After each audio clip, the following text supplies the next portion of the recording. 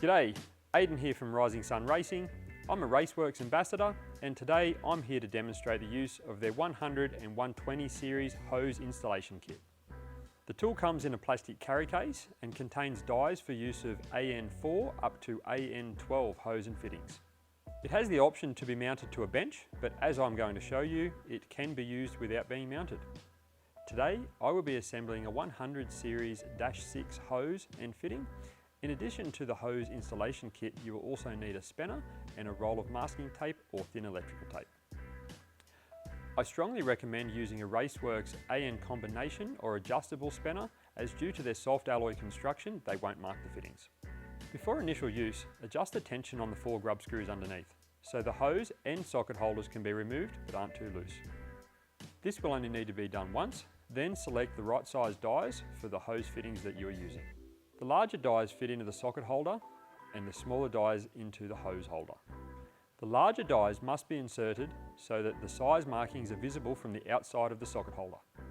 Undo the socket from your braided hose fitting and then fit it into the socket holder, ensuring that the taper is facing the right way. Sit the hose in the hose holder and clamp it down, ensuring there's about 40 millimeters of hose protruding. Turn the handle on the tool, winding the socket into the hose. Once wound in, remove the hose holder clamp and top of socket holder, allowing the hose and socket to be released. Ensure the hose is seated correctly in the socket, just shy of the fine threads. Remove the hose holder lower section off the base and place it aside.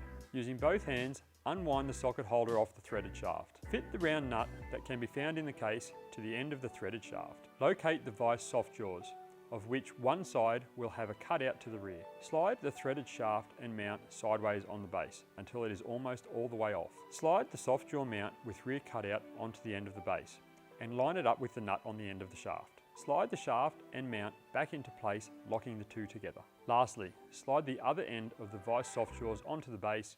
You now have a portable vice with integrated soft jaws. Secure the hose and socket into the soft jaws. Now push the hose end into the socket, engaging the threads. I personally like to lubricate the threads of the fitting. That's completely up to you, but ensure you don't cross thread the fitting. Now tighten the hose end using your AN spanner. Leave about a 2 millimeter gap between the hex on the socket and the hex on the hose fitting. Now you can align the flats for a professional finish, remove from the vise and repeat at the other end of the hose.